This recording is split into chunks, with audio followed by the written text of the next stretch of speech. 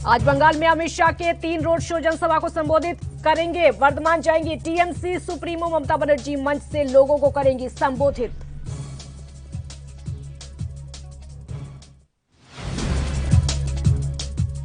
पश्चिम बंगाल के सीएम ममता बनर्जी का चुनाव आयोग पर निशाना, कहा एमसीसी का नाम मोदी कोड ऑफ कंडक्ट रख ले।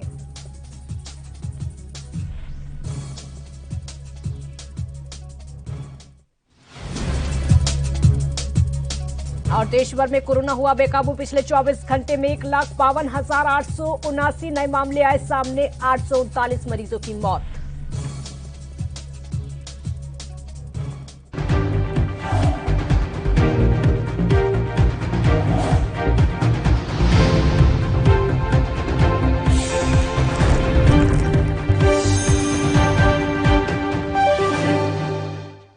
नमस्कार, आप देख रहे हैं एनबी न्यूज और मैं हूं आपके साथ काजल ठाकुर। केंद्रीय गृह मंत्री अमित शाह आज यानी रविवार को चुनावी राज्य पश्चिम बंगाल में 6 सार्वजनिक कार्यक्रमों को संबोधित करेंगे। इन 6 सार्वजनिक कार्यक्रमों में वो राज्य में 3 रोड शो को भी संबोधित करेंगे। सबसे पहले अमित शाह दोपहर शांतिपुर में रोड शो करेंगे। इस कार्यक्रम के समापन के बाद वो राणाघाट दक्षिण में एक रोड शो करेंगे और फिर तकरीबन 3:30 बजे शाह बशीरहाट दक्षिण में एक जनसभा को संबोधित करेंगे। चौथा आयोजन शाम को तकरीबन 4:30 बजे रखा गया है। पनिहारी में एक रोड शो होगा। गृह मंत्री के अंतिम 2 सार्वजनिक कार्यक्रम टाउन हॉल में बैठक के रूप में होंगे। वहीं शाम को तकरीबन 5:30 बजे कमाटी में टाउन हॉल में बैठक करेंगे और उसके बाद शाम को 7 बजे वो राजारहाट गोपालपुर में एक और टाउन हॉल में बैठक करेंगे।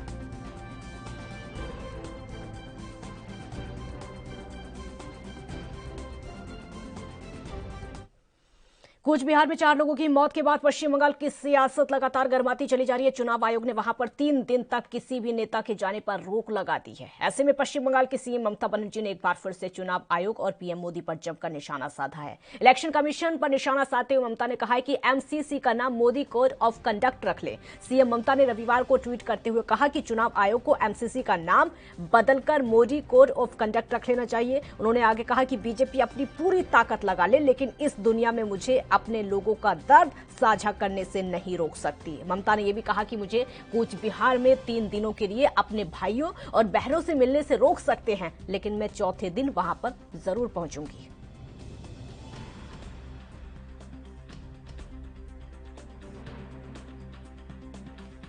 तो कूच बिहार में हिंसा के बाद ममता बनर्जी का इलेक्शन कमीशन पर निशाना, एक बार फिर से इलेक्शन कमीशन पर जमकर निशाना साधा और साफ तौर पर कहा कि एमसीसी का नाम मोदी कोड ऑफ कंडक्ट रख लें। और कहा यह जा रहा है कि ये जो पाबंदी लगाई गई है नेताओं की नो एंट्री कूच बिहार में, ये इलेक्शन कमीशन ने बीजेपी के कहने पर लगाई है।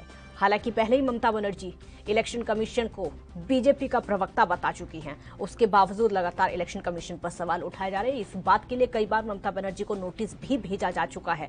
पहली बार नहीं है जो ममता बनर्जी ने निशाना साधा है इलेक्शन कमीशन पर, सवाल उठाए हैं इलेक्शन कमीशन पर। इलेक्शन के वक्त में पहले भी ऐसा कई बार हो चुका है जब ममता बनर्जी लगातार सवाल उठाती रही है, चाहे वो इलेक्शन के फेजेस को लेकर हो या फिर किसी फैसले को लेकर हो या फिर अब कोई हिंसा हो उसमें किसी फैसले को लेकर हो।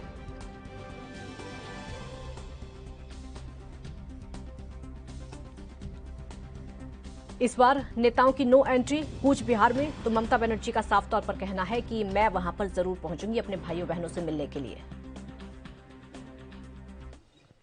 उत्तर प्रदेश में चुनाव के द्वितीय चरण के लिए जिन 20 जिलों में 19 अप्रैल को वोटिंग होनी है, पंचायत चुनाव है आपको बता दें, उनमें नाम वापसी का आखिरी दिन है और आज ही चुनाव चिन्ह का आवंटन भी किया जाएगा। साथ ही पंचायत चुनाव के मद्देनजर बीजेपी प्रदेश अध्यक्ष स्वतंत्र देव सिंह आज 3 जिलों के दौरे पर हैं। जौनपुर, प्रतापगढ़, रायबरेली में स्वतंत्र देव सिंह पंचायत चुनाव की तैयारियों की बैठक भी करेंगे।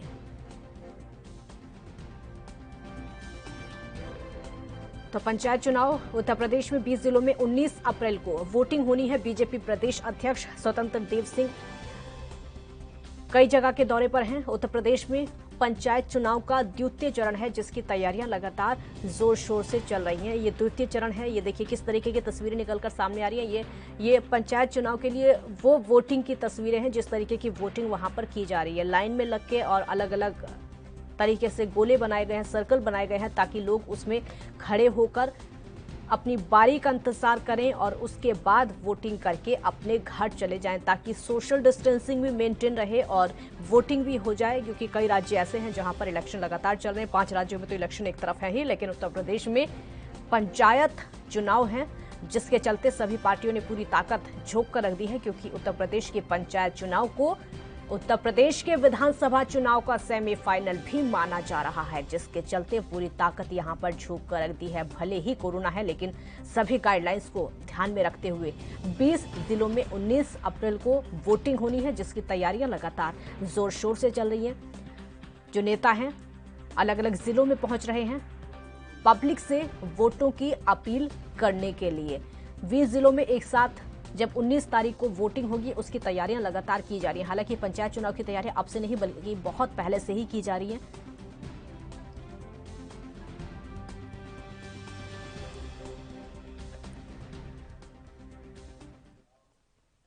और इसी बीच दिल्ली के मुख्यमंत्री अरविंद केजरीवाल क्या कुछ कह रहे हैं, सीधे आपको सुनवाते हैं। 200 से भी कम केस प्रतिदिन आने चालू हो गए थे, इतना कम हो गया था।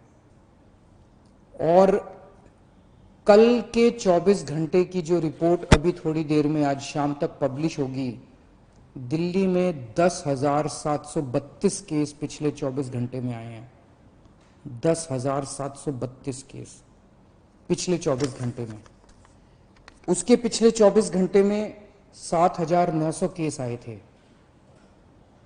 उसके पिछले 24 घंटे में 8,521 केस आए थे। मतलब आप देखिए कि पिछले 3 दिन के अंदर ही कितनी तेजी से बढ़े हैं।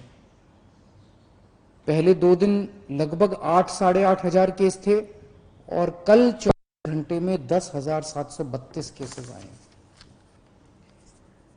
इसके ऊपर स्थिति बेहद चिंताजनक है, इसमें कोई दो राय नहीं है। लेकिन आपकी सरकार पूरी तरह से स्थिति पे नजर रखे हुए, मैं स्वयं इसके ऊपर नजर रखे हुए हूं और जो भी करने की जरूरत है हम वो सब कर रहे हैं, सबका सहयोग ले रहे हैं।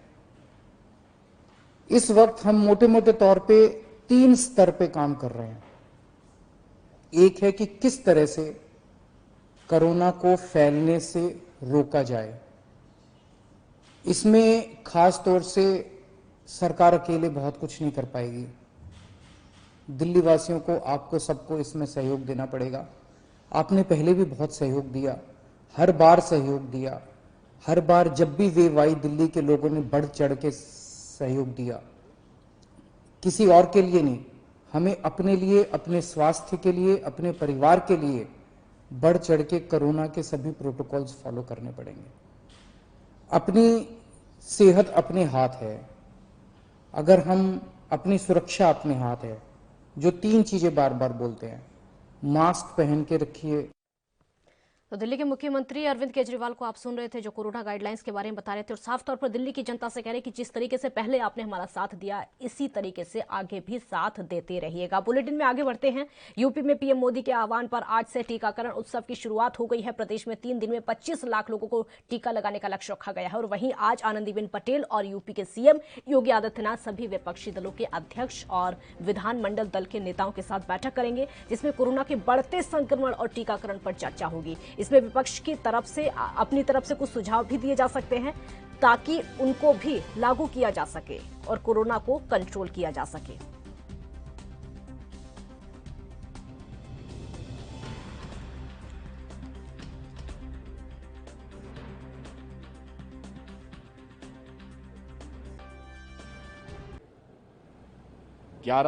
अप्रैल से इस देश के संविधान के शिल्पी बाबा साहब डॉक्टर भीमराव अंबेडकर जी की जयंती तक 4 दिवसीय टीका उत्सव का आह्वान किया था। उसी क्रम में आज उत्तर प्रदेश के अंदर कोरोना के खिलाफ देश की इस लड़ाई को विजयी बनाने के लिए टीका उत्सव के कार्यक्रम को बहुत अच्छे ढंग से पूरे प्रदेश के अंदर बढ़ाया जा रहा है। प्रदेश के अंदर आज 6,000 केंद्रों में टीकाकरण का विशेष अभियान। तो देश भर में कोरोना के मामलों में रिकॉर्ड तेजी से लगातार बढ़ोतरी हो रही है। छत्तीसगढ़ में भी हर दिन 10,000 से ज्यादा मामले लगातार देखने को मिल रहे हैं। राज्य में कोरोना की स्थिति और वैक्सीनेशन को लेकर मुख्यमंत्री भूपेश बघेल ने कहा है कि कोरोना की दूसरी लहर पूरी तरीके से खतरनाक है। पहली लहर शहरों में थी, लेकिन अब गांव में भी सामने आने लगी है। जितनी सुविधाएं बढ़ा रहे हैं, उतनी मुश्किल लगातार बढ़ती चली जा रही है। छत्तीसगढ़ में पहले 20,000 टेस्ट कर रहे थे, अब 40,000 टेस्ट किए जा रहे हैं। सीएम ने कहा कि हम हर रोज 3 से 3.25 लाख लोगों को वैक्सीन लगा पा रहे हैं। अगर वैक्सीन ज्यादा मिलती है तो ये संख्या 4 लाख तक पहुंच सकती है।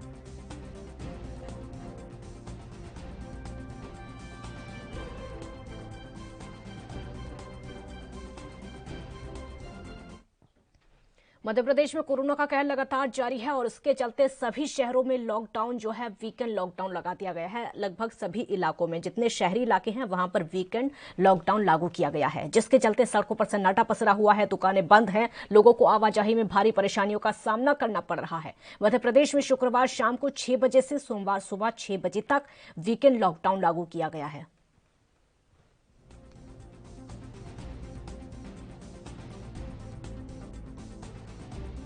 घंटे क्या 4 घंटे और बढ़ाना चाहिए। भीड़ कम होगी, सामान चला जाएगा, लोगों का ने खाने पीने का सामान चला जाएगा, खाएंगे पिएंगे और आपका लॉकडाउन भी चलता रहेगा। और क्या है, गरीबों की समस्या तो हटाओ। गरीब क्या खाएगा? अमीर तो खूब सारा भर लेता है, खाता पीता रहता है। गरीब जो चुटपुट है, चट लाता है, चट कमाता है, वो क्या खाएगा? इसलिए लॉकडाउन को 4 घंटे खोलना चाहिए। जो 4 घंटे का, ये 24 घंटे का लगाते हो, 4 घंटे खोलना चाहिए। भाव भी बढ़ रहे हैं और भाव भी बढ़ रहे हैं, भाव भी कम करना चाहिए। सब चीज़ के भाव बढ़ा दिए, गैस की टंकी के भाव बढ़ा दिए। गैस की टंकी कहाँ से ले इतनी महंगी? कोई 1000 की दे रहा, कोई 1200 की दे रहा है। जो किराना, हाँ, किराना, दालें सही है, दालें हैं, ये सब इसका भाव बढ़ रहा है। ये सब हटाओ। गरीबों का तो सोचो, तुम अमीरों का सोच के रह जाते हो, गरीबों का भी सोचो। ये लॉकडाउन तो सरकार, मुझे लगता है कि ये सरकार की कहीं ना कहीं फेल्योर है, क्योंकि लॉकडाउन किसी चीज का हल नहीं है मेरे हिसाब से। महाराष्ट्र में वीकेंड लॉकडाउन के दौरान नागपुर की सड़कें सुनसान और दुकानें बंद दिखी। महाराष्ट्र सरकार ने शुक्रवार रात को 8 बजे से सोमवार सुबह 7 बजे तक वीकेंड लॉकडाउन लागू कर दिया गया है। और वहीं मुंबई के बांद्रा में वीकेंड लॉकडाउन के दौरान सड़कें सुनसान दिखाई दी। सरकार कोरोना की बढ़ती रफ्तार को लेकर पूरी तरीके से सख्ती करवा रही है। कई राज्यों में नाइट कर्फ्यू लागू करवा दिया गया है और इसके साथ ही लोगों से कोरोना गाइडलाइंस की पालना करवाने की अपील लगातार की जा रही है।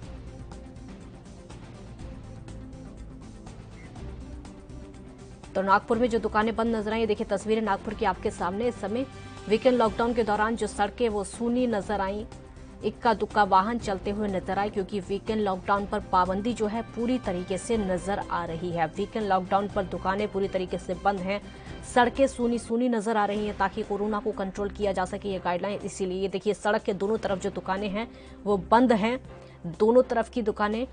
इसके लिए पहले ही गाइडलाइन जारी कर दी गई थी कि दुकानें बंद होनी चाहिए। वही तस्वीरें लगातार सामने निकलकर आ रही हैं। हालांकि तैयारी पूरी है कि कोरोना को कंट्रोल किया जा सके। महाराष्ट्र की ही तस्वीरें हैं ये आपके सामने। महाराष्ट्र में सैटरडे संडे का लॉकडाउन है और आज रविवार की तस्वीरें आपके सामने। ये नज़ारा महाराष्ट्र के नागपुर का है, जहां पर वीकेंड लॉकडाउन का असर देखने को मिल रहा है।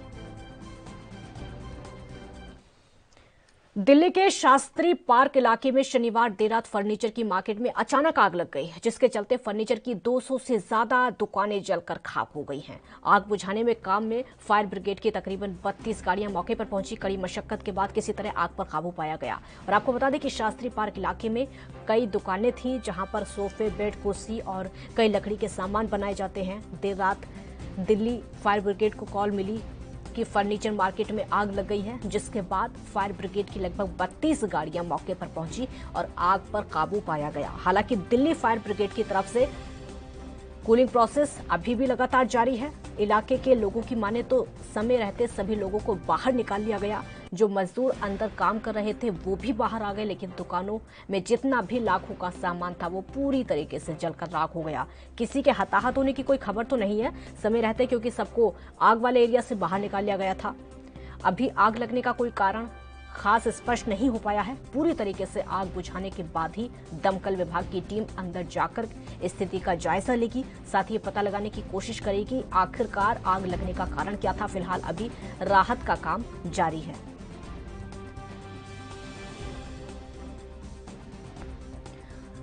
तो फर्नीचर मार्केट में भीषण आग लगी। ये जो तस्वीरें आपके सामने हैं, करोड़ों का सामान जलकर राख हो गया। इसी भी संजय राउत क्या कुछ कह रहे हैं, सीधे आपको सुनवाते हैं। जब मोदी लॉकडाउन यहाँ पूरे देश में अगर जारी करेंगे तो देवेंद्र जी की भूमिका क्या होगी? आप मुझे बताइए कि महाराष्ट्र छोड़कर पूरे देश में लॉकडाउन करो।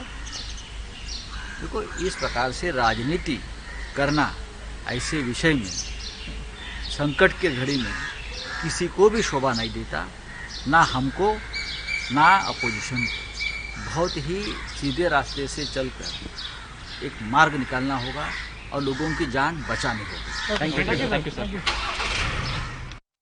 तो संजय राउत को आप सुन रहे थे, जो कि सीधे सीधे केंद्र सरकार पर निशाना साधते हुए नजर आ रहे थे। उनका साफ तौर पर कहना है कि महाराष्ट्र को छोड़ दीजिए, बाकी पूरे देश में लॉकडाउन लगा दीजिए। बुलेटिन में आगे बढ़ते हैं, क्योंकि उत्तराखंड के कई इलाकों में जंगलों में आग लगातार फैलती जा रही है। राज्य के कई टिहरी के बुडोगी इलाके में आग पर काबू पाने का काम लगातार चल रहा है। टिहरी के प्रभागीय वन अधिकारी कोकोरोच का कहना है कि टिहरी के जंगलों में लगी ये आग लगातार फैलती जा रही है, तकरीबन 1 हेक्टेयर की जमीन तक फैल चुकी है। उन्होंने कहा कि जंगल की आग को शुरू करने वाला जो भी जिम्मेदार होगा उसके खिलाफ सख्त से सख्त कार्रवाई की जाएगी। ये बुडोगी का नीचे से शुरू हुआ है, तो हमारा मनियर वाला कंपार्टमेंट में है ये। और अभी एरिया का हम एग्जैक्ट नहीं बता सकते, पर एटलीस्ट 1 हेक्टेयर के एरिया में अफेक्टेड हो चुका है। इसमें IFI 1947 का धारा 26 में करवाए होगा, अगर कोई ऐसा पकड़ा जाए तो। बाकी तो हम लोगों से अपील कर ही रहे हैं कि वो आग ना लगाए। दूसरा, पुलिस वाले भी इसमें अलर्ट हैं, और जैसे जहाँ जहाँ लग रहा है कोई नज़दीक एरिया होगा तो वो लोग जाके भी क्वेरी भी कर रहे हैं। पर आप देख रहे हैं कि हम लोग अभी ऊपर से काउंटर फायर दिया है, जो आप लोगों को बता भी दिया है। ये एक टेक्निक है फायर कंट्रोल के लिए, और आप देख रहे हैं कि हमारा सारे स्टाफ लगा हुआ है। उम्मीद है कि 1-2 घंटे में हम लोग इसको बुझा लेंगे, कंट्रोल कर लेंगे। एक छोटे से ब्रेक का वक्त है, आप देखते रहिए ANB न्यूज।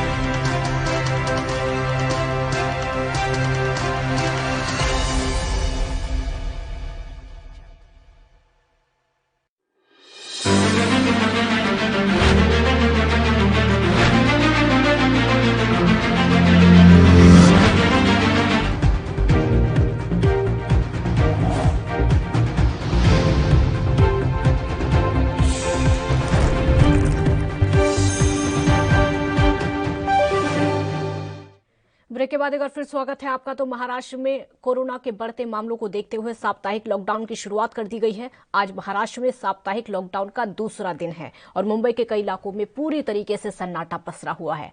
दादर के शिवाजी पार्क में लोगों की आवाजाही पर रोक लगा दी गई है। सोमवार सुबह 7 बजे तक महाराष्ट्र में ये वीकेंड लॉकडाउन जारी रहेगा।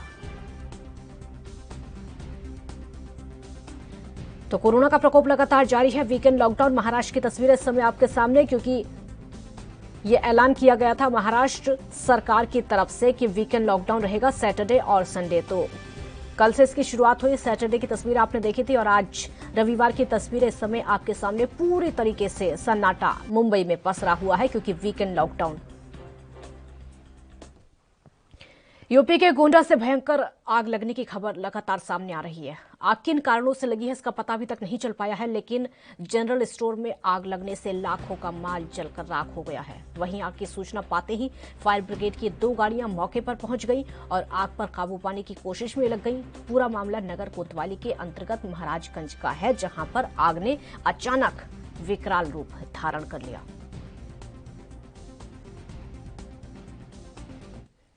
और वहीं उत्तर प्रदेश के कुशीनगर में शनिवार रात को ट्रक की पिकअप से टक्कर हो गई, जिसके बाद पिकअप में आग लग गई। हादसे में पिकअप ड्राइवर और खलासी की जलकर मौत हो गई। कुछ लोगों ने इस हादसे का वीडियो बना लिया, लेकिन दोनों की मदद के लिए कोई आगे नहीं आया। घटना तरिया सुजान थाना क्षेत्र के बनीवरिया के सामने की है।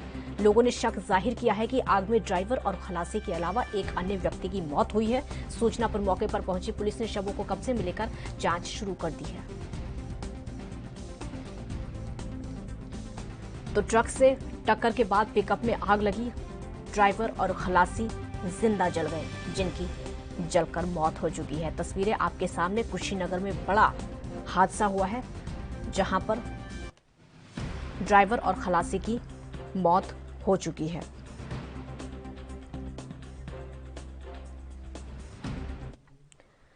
और इसी बीच उत्तर प्रदेश से एक बड़ी खबर इस वक्त की आपको बता दें। इस वक्त की ब्रेकिंग न्यूज आपके टीवी स्क्रीन पर। इस समय कोरोना को लेकर 2 आईएएस अफसर कोरोना संक्रमित हुए हैं। 2 आईएएस अफसर कोरोना संक्रमित। दीपक त्रिवेदी की रिपोर्ट कोरोना पॉजिटिव आई है। बड़ी खबर आपके सामने आपकी टीवी स्क्रीन पर। इस समय ब्रेकिंग न्यूज कोरोना से जुड़ी हुई।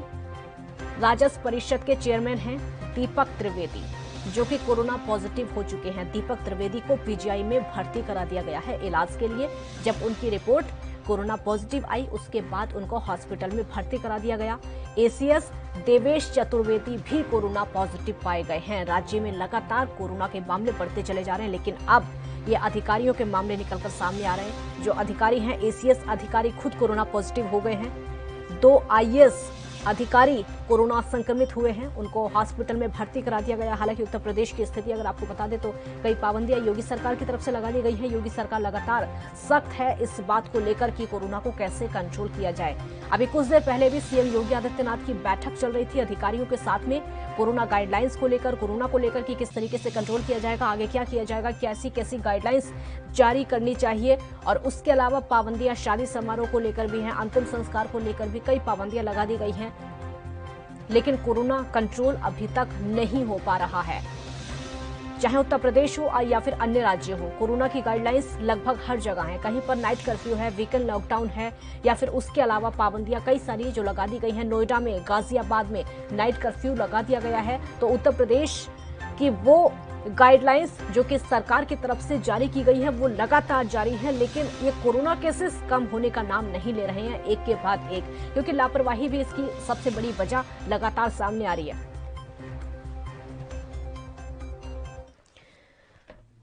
यहां पर एक ब्रेक का वक्त है, जल्द हाजिर होंगे।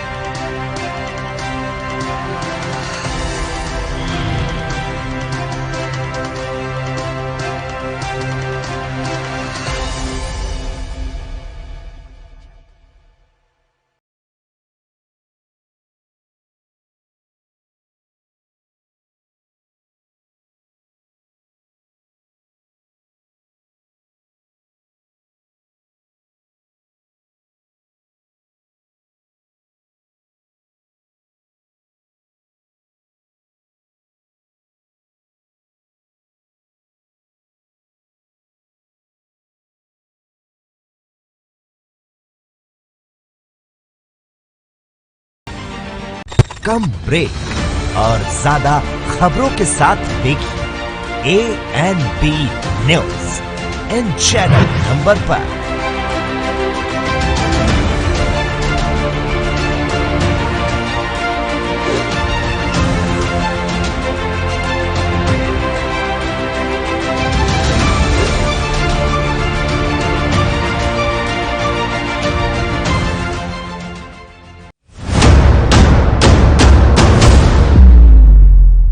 हक की बात दोपहर 12 बजे सिर्फ ANB न्यूज पर। न्यूज देख रहे हैं आप, नाम आपका रविराज। कोरोना की स्थिति दिल्ली में काफी बेकाबू। खबरनामा, खबर से असरता शाम 5 बजे सिर्फ ANB न्यूज पर।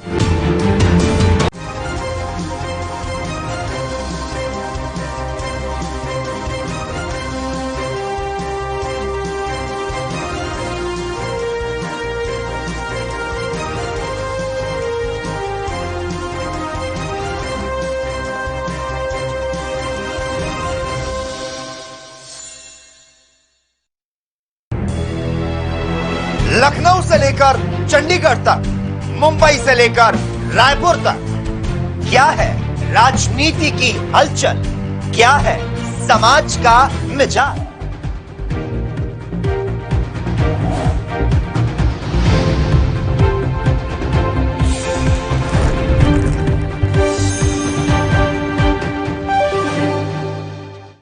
ब्रेक के बाद एक बार फिर स्वागत है आपका। दिल्ली से इस वक्त की बड़ी खबर आपको बता दें, कोरोना को लेकर सीधे दिल्ली से खबर आ रही है। इस वक्त की ब्रेकिंग न्यूज आपकी टीवी स्क्रीन पर। दिल्ली में कोरोना की रफ्तार लगातार तेज होती जा रही है। कई पाबंदियां सरकार की तरफ से जारी। 10,732 नए केस देश की राजधानी में पिछले 24 घंटे में। कोरोना के बढ़ते मामलों को लेकर सीएम केजरीवाल का बयान सामने आया है।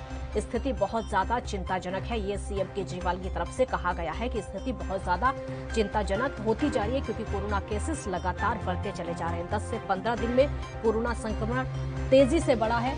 10 से 15 दिनों के बीच में जो जरूरी है हम वो कर रहे हैं, जो हर संभव प्रयास है हम उसको लगातार लागू कर रहे हैं। दिल्ली में कोरोना की रफ्तार लगातार तेज होती चली जा रही है। सीएम केजरीवाल अभी कुछ देर पहले प्रेस कॉन्फ्रेंस भी कर रहे हैं क्योंकि पिछले 24 घंटे में 10,732 कोरोना केस देश की राजधानी में पिछले 24 घंटे में सामने आए हैं, जो कि चिंता का विषय है सरकार के लिए भी और स्वास्थ्य विभाग के लिए भी। देश की राजधानी के अगर ये हालात हैं तो फिर बाकी राज्यों के क्या होंगे, ये बड़ा प्रश्न यहाँ पर खड़ा हो जाता है। हालांकि जो देश की औद्योगिक राजधानी मुंबई है वहां पर और भी ज्यादा हालात बुरे हैं। हालात बद से बदतर लगातार होते चले जा रहे हैं। अब दिल्ली की अगर बात करें तो यहाँ पर खुद सरकार की तरफ से कई पाबंदियां लागू कर दी गई हैं, कई गाइडलाइंस जारी कर दी गई हैं। नई पाबंदियां हैं जो कि बसों को लेकर भी है। सिर्फ 50% क्षमता वाले लोग बैठ सकते हैं। मेट्रो में भी 50% क्षमता वाले लोग सिर्फ बैठ सकते हैं। और उसके अलावा जो कई गाइडलाइंस हैं वो चाहे वो नाइट कर्फ्यू की हो या फिर अन्य गाइडलाइंस हो, दिल्ली सरकार की तरफ से लगातार जारी की गई है। स्कूल, कॉलेज और कोचिंग संस्थान बंद करने का फैसला किया गया है। 30 अप्रैल तक स्कूल, कॉलेज और कोचिंग संस्थान पूरी तरीके से बंद रहेंगे। ये दिल्ली सरकार की तरफ से नया फैसला और कड़ा फैसला लिया गया है। हालांकि सीएम केजरीवाल का कहना है कि जो जरूरी है, जो संभव है, हम लगातार उसको कर रहे हैं, हम लगातार उसको लागू भी कर रहे हैं, कोई कमी नहीं छोड़ी जाएगी। सीएम केजरीवाल खुद अभी कुछ देर पहले दिल्ली की जनता को संबोधित करते हुए, प्रेस कॉन्फ्रेंस करते हुए कह रहे थे कि जिस तरीके से आपने पहले हमारा साथ दिया था, ठीक उसी तरीके से इस बार भी हमारा साथ दीजिए। जैसे पहले हमने परिस्थितियों पर पार पाया था, वैसे ही इस बार भी परिस्थितियों को हम कंट्रोल करेंगे। तो देश की राजधानी में जो हालात हो चुके हैं, नाइट कर्फ्यू का ऐलान सीएम की तरफ से पहले ही कर दिया गया है। उसके अलावा जो चिंता है सरकार की वो लगातार बढ़ती जा रही है। एलएनजेपी हॉस्पिटल का दौरा भी सीएम केजरीवाल ने किया। उन्होंने वहां की व्यवस्थाएं देखी, वहां की बेड की व्यवस्थाएं देखी, किस तरीके से सैंपलिंग की जा सकती है, टेस्टिंग की जा सकती है, ताकि परेशानियां आने वाले समय में ना हो। क्योंकि पहले ऐसा हो चुका है कि मरीजों की संख्या देश की राजधानी में बहुत ज्यादा हो गई थी, जिसके चलते बाहर के जो अन्य राज्यों के मरीज थे उनको आने से रोक लगा दी गई थी। ये जो तस्वीरें हैं एलएनजेपी हॉस्पिटल जो सीएम केजरीवाल पहुंचे थे, ये तस्वीरें आपके सामने, जहां पर डॉक्टर्स की तरफ से उनको बताया जा रहा है कि कैसी व्यवस्थाएं यहां पर हैं। ये एलएनजेपी हॉस्पिटल की तस्वीरें आपके सामने जब सीएम यहां पर पहुंचे थे और सीएम डॉक्टर्स के साथ बैठे थे। ये देखिए, दिल्ली के स्वास्थ्य मंत्री सत्येंद्र जैन भी उनके साथ में बैठे हुए हैं और डॉक्टर भी उनके साथ में बैठे हुए हैं। बुलेटिन में फिलहाल इतना ही। आप देखते रहिए एएनबी न्यूज। नमस्कार।